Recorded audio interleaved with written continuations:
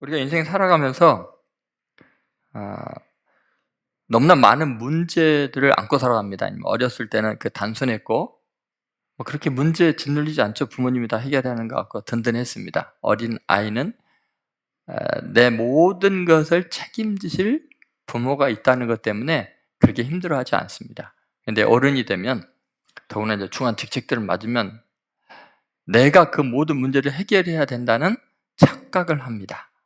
나를 지으신 하나님, 역사를 주관하시고 내 인생을 다스리시고 모든 것을 철저하게 책임지시는 전능하신 하나님에 대한 이미지가 이상하게 흐려집니다. 내가 하나님 자리에 있으려고 합니다. 자, 오늘 본문에 나오는 이제 아브넬이라는 사람도 마찬가지예요. 남과 북이 계속 싸우는 이런 동족 상잔의 비극을 종식시킬 수 있는 굉장히 중요한 일을 지금 성취하기 직전이죠. 내가 해결하겠습니다. 모든 이스라엘 사람들의 마음을 돌려서 다윗에게 다 돌아가게 하고 원래 하나님이 말씀하신 대로 내가 이걸 이루겠습니다 하고 갔다가 다 성사되는 것 같았는데 처참하게 죽임을 당합니다. 여러분, 이 아브넬은 영웅입니까? 죄인입니까? 다윗은 이 아브넬이 굉장히 큰 인물이라고 이야기를 하고 있습니다. 오늘 읽었던 3장 38절을 보시죠. 같이 있습니다.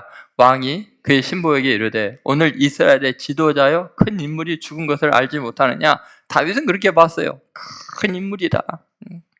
그러나 하나님도 과연 그러실까요? 통일을 이룰 만한 자격이 있는 하나님의 나라를 완성하는 다윗의 나라를 성경적으로 이룩하는데 문제를 해결할 만한 훌륭한 인물이었을까요? 여러분, 놀랍게 하나님은요, 당신의 나라가 공의를 기반으로 이루어지지 않으면 속도를 한없이 늦추십니다. 불순물들을 다 제거하고 인간의 죄악이 뒤섞이고 위장되어 가지고 하나님의 큰 일을 하는 그 인간들 다 제거하고 순수하게 하나님의 은혜로만, 하나님 나라의 대원칙인 하나님의 공의로만 하나님의 나라는 하나님께서 이루십니다. 그래서 하나님께서 놀랍게 인간의 죄악된 행동과 사건과 이런 걸 통해서 아브넬을 깨끗이 드러내버리십니다. 아브넬이 힘으로 통일이 되는 게 아니라 하나님의 긍휼과 은혜와 용서로 통일이 되는 놀라운 일들. 그러기 위해서 너무나 많은 시간이 지체되지만 그 속에서 죄악을 깨끗하게 제거하고 하나님의 진리 가운데서 다윗의 나라가 세워지게 한다는 거죠. 여러분, 우리는 오늘 이 말씀을 통해서 결국 뭐를 깨달을 수 있냐면요, 보이지 않는 하나님의 손길을 의식하고 살아가야만 이런 실수를 하지 않을 수 있다는 거예요. 사람들의 평가와 눈이 아니에요. 다윗 같은 사람도 이스라엘의 큰 지도자라고 말하는데 하나님 보시기에는 큰 죄인이 불과했다. 그 사람이 문제를 해결할 수 있는 머리가 아니다. 내가 너희들의 문제를 해결할 유일한 왕이다. 하나님의 선언입니다. 오늘 이 말씀을 통해서 우리가 지난 6개월 동안 내 문제를 내가 해결할 수 있었는가? 내 머리로 고민해갖고 노력해갖고 문제가 커졌는가 아니면 줄었는가 생각해 보세요. 왜 그랬을까? 그 속에는 인간의 많은 죄악과 죄악이 중첩이 되고 섞여가지고 죄 플러스 죄는 죄지, 죄인과 죄인들이 만나서 노력한다고 의가 일어나는 거 아니에요. 인간들이 오히려 깨끗하게 잡아가고 회개할 때만 하나님의 의가 일어나는 줄로 믿습니다. 그래서 오늘 이제 그걸 살펴보려고 그래요. 도대체 무슨 일이 일어나는 건가? 하나님은 어떻게 역사를 움직이시는가? 첫 번째는 이름 없는 저격수입니다. 이름 없는. 아브넬이 죽은 거는 입으로 총을 쏴서 저격한 거예요. 저격한 사람이 있어요. 근데 그 사람은 본문에 어떤 사람이라고 나오죠. 사실은 우리가 인생 살아가면서 굉장히 교묘한 악이 하나가 있는데요. 그게 뭐냐면 사실을 이야기함으로 상황을 엄청나게 악화시킬 수 있다는 것을 모른다는 거예요. 어느 타이밍에 어떤 의도를 가지고 팩트를 말하느냐가 거짓말하는 것보다 훨씬 더 큰 악을 저지를 수 있다는 것을 오늘 본문은 보여줍니다. 여러분, 다윗 왕국을 위해서 이스라엘의 그 피비린 나는 사무엘하 2장에 나오는 서로 죽이는 그 잔혹한 전쟁을 종식시키고 평화로운 통일을 이룰 수 있는 그 중요한 일을 하는 아브넬. 그 아브넬이 절대적인 기여를 할 수 있는 이 기회가 완전히 사라진 이유는 한 사람에게서 발단이 됩니다. 이 사람이 그 말만, 팩트만 요압에게 전하지 않았어도 아브넬이 지나가 버렸으면 이제 끝날 텐데 국경 넘어가기 전에 이 일이 일어난 거예요. 요압에게 이 어떤 사람이 가서 이야기를 한 거예요. 지금 아브넬이 왔는데 다윗을 만나고 가는데 무사히 그냥 돌아갑니다. 이 말을 한 거죠. 아마도 이제 요압의 측근이었겠죠. 요압을 통해서 뭔가를 자기의 자리를 보장받을 수 있고 요압에게 잘 보이고 아부할 수 있는 기회를 놓치지 않은 거겠죠. 요압이 전쟁에서 지금 노량물을 많이 가지고 돌아오고 있는데 어떤 사람이 요압에게 나와서 이제 지금 아브넬이 평안히 돌아가고 있습니다. 이렇게 이야기한 거죠. 여러분, 이런 사람을 정말 조심해야 됩니다. 이 사람 때문에, 이 어떤 사람 때문에 아브넬이 죽습니다. 이 사람의, 이 어떤 사람의 말은 거짓말이 하나도 없습니다. 그렇죠? 다윗에게 왔다가 무사히 돌아갑니다. 이 말만 했어요. 그런데 이 한마디가 1000명의 군사의 칼을 휘두른 것보다 더 엄청난 파장을 일으킵니다. 통일의 기회가 허공에 날아가 버립니다. 지금 증오의 먹구름이 남북에 가득 끼게 된 건 이 어떤 사람의 이 한마디 때문이에요. 여러분, 이렇게 자기 잘난 맛에 요압에게 충성한다고 하면서 사실을, 거짓 하나도 안 섞인 사실을 이야기한다고 하면서 지금 모든 관계를 깨뜨리고 공동체를 파괴하고 나라를 무너뜨릴 엄청난 일을 하는 거예요. 여기에서 이 사람의 말을 통해 이득 보는 사람은 자기밖에 없어요. 이렇게 이간질하려고 일러 바치는 사람들이 어느 사회나 공동체나 꼭 있습니다. 그런데 사실만 이야기했어요. 그래서 여러분, 중요한 게 뭐냐면 팩트면 다 용납이 되고 유익하다고 생각하면 큰 오산입니다. 의도가 사실보다 더 중요해요. 어떤 의도를 가지고 어떤 타이밍에 그런 말을 했느냐가 거짓말하거나 살인하는 것보다 훨씬 큰 공동체 전체를, 나라를 지옥으로 만들 수 있는 어마어마한 파장을 일으킬 수 있어요. 근데 우리들은 그래요. 내가 사실을 말했다는 것만으로 자기는 죄가 없다고 생각해요. 전혀 그렇지 않아요. 그럼 어떤 의도가 있느냐가 중요해요. 우리가 그래서 중요한 게 어떤 사안을 볼 때 텍스트 자체보다 더 텍스트를 이해하는 데 중요한 게 컨텍스트예요. 상황을 봐야 돼요. 그렇죠? 그런데 이 상황보다 더 중요한 게 뭔지 아세요? 서브 텍스트예요. 감춰진 의도가 있어요. 그것은 텍스트로도 모르고 컨텍스트로도 몰라요. 자기만 알아요. 내재된 의도, 감춰진 목적이 있는 거예요. 여러분, 이게 되게 위험합니다. 왜냐하면 이 세상에서 지금 악이 횡행하고 악을 행하면서도 전혀 부끄러운 줄 모르고 당당한 이유가 바로 거기에 있는 거예요. 나는 사실을 이야기했기 때문에. 여러분, 중요한 게 뭐냐면요, 이 어떤 사람은요 이름이 없다는 거예요. 정말 신기하잖아요. 여러분, 성경을 보면요 대부분 이렇게 중요한 일을 한 사람은 어떻게 돼요? 그 이는 누구의 아들 누구였더라가 나와요, 안 나와요? 나와요. 근데 이 엄청난 일을 저진 사람이, 이 사람은 실체가 있어요, 없어요? 없어요. 어떤 사람이래요? 하나님도 모르시나 봐. 근데 이 어떤 사람의 이 무명성, 이게요 어마어마한 죄악을 저지르고 있으면서도 자기 숨을 공간이 생긴다고 착각을 하는 거예요. 여러분, 이 어떤 사람, 이 사람 때문에 아버지를 죽임당하고 이제 전쟁이, 피비린난 전쟁이 일어날 위험에 놓였습니다. 그래서 여러분, 입이 칼보다 예리합니다. 말의 폭발력은 한 공동체 전체를 쓸어버릴 수 있는 엄청난 폭발력이 있습니다. 여러분, 말을 가볍게 생각하면 안 돼요. 사실을 이야기했지만 파장이 너무 커요.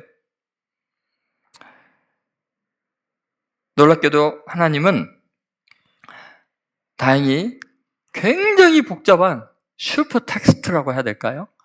이 모든 인간들의 죄와 허물과 나쁜 의도까지 다 합쳐서 결국 하나님은 당신의 순수함을 유지시킵니다. 그게 뭐냐면 아브넬이 이렇게 해서 죽게 되잖아요.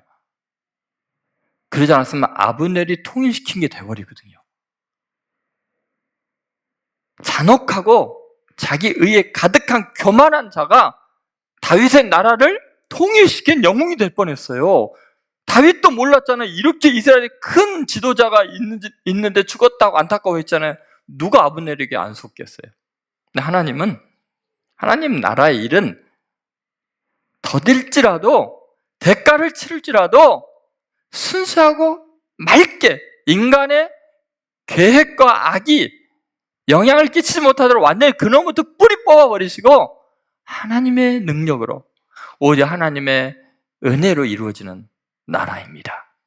그래서 이 어떤 사람의 역할이 기여를 하고 있는 거예요. 하나님의 슈퍼 텍스트에서 보면은 하나님께서 놀랍게 섭리를 하고 계신 거예요. 자, 두 번째 우리가 생각할 것은 포장된 야망과 사욕입니다. 요압이죠. 살펴보면 요압이에요. 아까는 어떤 사람이었는데 포장된 야망과 사욕. 요압의 이 병적인 반응을 한번 생각해 보세요. 이 사람의 말을 듣고 요압이 이렇게 생각하면 좋았잖아요. 야, 아브넬이 어떤 일로 왔대? 이렇게 통일시키러 왔답니다. 그래요? 그럼 좋은 일이지. 드디어 이 동족 상잔의 비극이 끝나겠구나. 그렇게 말하지 못해요. 무사히 돌아갔다는 것만으로 분노가 발해요. 국가 전체적인 번영을 위해서, 평화를 위해서, 발전을 위해서 생각하는 생각이 하나도 없어요. 그런데 그 나라의 2인자이면서도 지독할 정도로 자기 야망과 자기 사욕 때문에 일을 저지르고야 말아요. 그래서 우리는요, 나라를 위해서 일하는 이 요압 장군이, 다윗의 오른손인 이 사람이 지독할 정도로 자기의 사욕과 자기의 감정과 자기 야망 때문에 해서는 안 되는 짓을 하고야 말아요. 정말 무서운 일이에요. 다윗에 가서 따집니다. 감히 자기 왕에게 따집니다. 어떻게 이럴 수 있습니까? 왜 이렇게 머리가 나쁘십니까? 아브넬이 왜 왔겠어요? 왕의 형편을 살펴갖고 나중에 죽일 기회 잡으려고 그런 거 아닙니까? 그걸 돌려보내면 됩니까? 화를 내면서 나왔어요. 지가 왕보다 똑똑합니까? 그렇게 판단할 수 있겠죠. 그런데 요압이 그렇게 보는 이유가 있었어요. 왜냐하면 자기가 그런 인간이기 때문에 그렇게 보이는 거예요. 순수함이 없는 거죠. 지금 이렇게 화를 내고 사람을 보내서 데리고 오죠. 그리고 죽이죠. 왜 죽였다고 성경은 말하죠? 자, 한번 27절 보겠습니다. 3장 27절 같이 읽겠습니다. 아브넬이 헤브론으로 돌아오매 요압이 더불어 조용히 말하는 듯이 그를 데리고 성문 안으로 들어가 거기서 배를 찔러 죽이니 이는 자기의 동생 아사엘의 피로 말미암았더라. 복수하는, 개인적인 복수. 여러분, 내 동생을 전쟁 중에 죽인 원수, 그 복수가 중요합니까? 아니면 나라가 통일되고 이제 그런 자기 동생이 죽은 것 같은 전쟁이 비극이 종식이 되는 중요한 일이 중요합니까? 나라가 중요합니까? 내 개인적인 감정과 복수가 중요합니까? 그렇게 나라를 위해서 그동안 싸웠던 사람이면서, 통일을 위해서 그렇게 애쓰던 사람이면서 지금 그 모든 걸 망치는 이유는 내 복수심 때문에. 내가 억울하다. 여러분, 인간은 이래요. 요한만이겠습니까? 저도 마찬가지고. 여러분도 크게 다르지는 않을 거라고 생각해요. 내 기분 나쁘면 다 뒤집어 엎어버리잖아요. 교회를 위한 겁니까? 나라와 민족을 위한 것입니까? 당신의 분노와 혈기가? 마치 적장을 죽일 수 있는 기회를 놓쳐서는 안 된다는 대의를 행하는 것 같지만 철저하게 사적인 복수를 감행하기 위해서 나라를 비극으로 몰아가는 것을 감수하고 있는 것이 영웅들의 모습이죠. 인간들이 생각하는 대단한 애국자들의 모습이에요. 여러분, 그것뿐이겠어요, 여러분? 그 속에 있는 서브텍스트가 또 있어요. 이 아사헬 자기 동생이 죽은 거에 대한 분노가 있지만 동시에 개인적인 정치적 야망이 담겨 있어요. 그게 뭐냐면 아브넬의 부각이 다윗의 오른팔 노릇을 한 자기들의 자리를 없애는 거예요. 만약에 생각해보세요. 사울 왕의 부하였던 아브넬이 남북을 통일시키는데 혁혁한 공을 세우면 요압은 낙동강 오리알 떨어지듯이 그 민족 가운데서 존재감이 없어지는 거예요. 그동안 다윗을 지키고 다윗을 도왔고 전적을 그렇게 세웠는데 아브넬의 등장 앞에서 갑자기 자기가 초라해지는 거예요. 반드시 제거해야 할 대상이 아브넬이라고 생각한 거예요. 그래서 제거하는 거예요. 여러분, 이게 나라를 위한 겁니까? 하나님의 뜻입니까? 인간은요, 지도가 할 정도로 대의를 내세우면서도 사욕을 추구하는 방향으로 일하고 있는 거예요. 저는 오늘 이 말씀을 통해서 저와 또 여러분에게 하나님의 은혜를 베푸셔서 정말 우리의 내면의 의도가 순수해지도록 성령이 불러 태우시고 거룩하게 구별하시고 보혈로 씻으셔서 내 야망, 사적인 감정, 복수심 이런 것이 아니라 오직 하나님의 은혜와 사랑이 동기가 되어서 하나님을 위해서 헌신하는 그런 복을 누리게 되기를 주의 이름으로 소망합니다. 자, 세 번째는 묻혀진 과거의 지뢰입니다. 아브넬에 대한 이야기를 다시 한번 해보죠. 묻혀진 과거의 지뢰가 폭발합니다. 내가 묻어놨는데 내가 밟습니다. 우리가 오늘 본문을 통해서 아주 예리하게 관심을 기울여야 될 굉장히 중요한 사안이 뭐냐면 아브넬의 죽음의 방식입니다. 아브넬이 어떻게 죽었어요? 요압이 사람을 보내서 데리고 오라 그랬고 그리고 헤브론 성 밖에서 만났어요. 그런데 요압이 헤브론 반갑게 맞이하면서 헤브론 성 안으로 들어가가지고 이야기하는 척하면서 칼을 꺼내서 배를 찔러 죽였어요. 다윗이 이 사건 앞에서 통곡을 하는 거예요. 남북이 통일될 수 있는 절호의 기회가 동족 상잔에 어마어마한 전쟁의 비극이 또 일어나게 생겼잖아요. 다윗이 너무너무나 통곡을 하고 아파하면서 지은 노래가 있습니다. 그 노래를 보면요, 다윗의 인식의 한계와 하나님의 놀랍고 치밀한 복수극이 어떻게 중첩이 돼서 나타나는 걸 보여주죠. 자, 3장 33절, 34절 같이 읽겠습니다. 왕이 아브넬을 위하여 애가를 지어 이르되 아브넬의 죽음이 어찌하여 미련한 자의 죽음 같은고 내 손이 결박되지 아니하였고 내 발이 착고에 채이지 아니하였거늘 불의한 자식이 앞에 엎드려짐 같이 내가 엎드려졌도다 하며 온 백성이 다시 그를 슬퍼하며 우니라 그랬어요. 아브넬의 죽음이 이해가 안 가는 거예요. 다윗은 이게 백전백승의 장군 아니에요. 근데 미련한 사람처럼 어떻게 그렇게 쉽게 죽냐는 거예요. 손이 묶인 것도 아니고 발이 착고에 채인 것도 아닌데 어떻게 그냥 아무 저항도 못하고 순식간에 죽임을 당하냐는 거예요. 그러니까 다윗은 이게 이해가 안 간다는 거예요. 의로운 사람은 이렇게 죽어서는 안 되는데 하나님 왜 이렇게 남북을 통일시키려고 하는 훌륭한 의인이 이렇게 죽어야 됩니까? 이런 상황이 하나님은 이해가 안 간다는 거예요. 그래서 애통해하면서 지금 애가를 지어서 있을 수 없는 일이 일어나고 있다. 어떻게 하나님이 이런 일을 허용하실까? 여러분, 정말 놀라운 하나님의 슈퍼 텍스트를 봐야 돼요. 그게 뭔가 하나님은 이 모든 사람들, 사건들을 통해서 엄청난 하나님의 뜻을 이루고 계시는 거예요. 그게 뭘까요? 왜 이렇게 죽었을까요? 다윗은 모르죠. 아무도 모르죠. 하나님만 아세요. 하나님은요, 굉장히 정교한 손길로 억울한 일 당한 사람들을 다 복수해 주십니다. 하나님은 보이지 않으신 분이기 때문에 보이지 않는 손길로 치밀하게 역사하셨어요.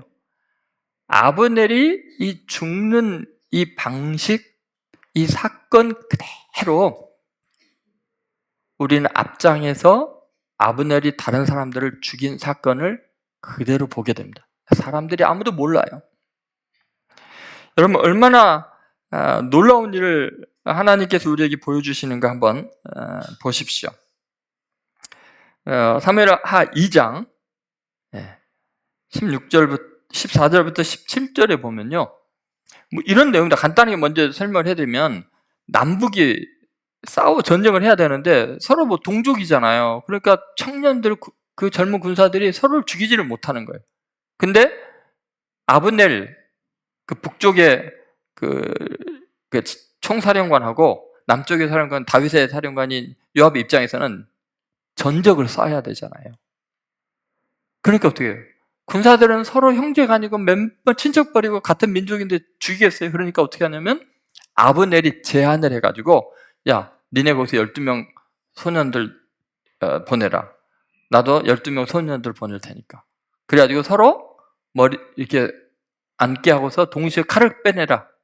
상대편 옆구리를 찔러 죽여라 그래요. 그럼 여러분 보세요. 자기 동생, 자기 친구가 피 흘려 죽으면요, 이게 막 피를 보면 사람들이 들끓잖아요. 막 전쟁이 어마어마하게 일어나는 비극이 발생하는데 누구의 제안이었어요? 아브넬의 제안이었어요. 여러분, 두려운 게 이런 거죠. 하나님은 우리가 과거에 누군가를 해치려고 묻어놨던 지뢰를 내가 밟게 만드셔요.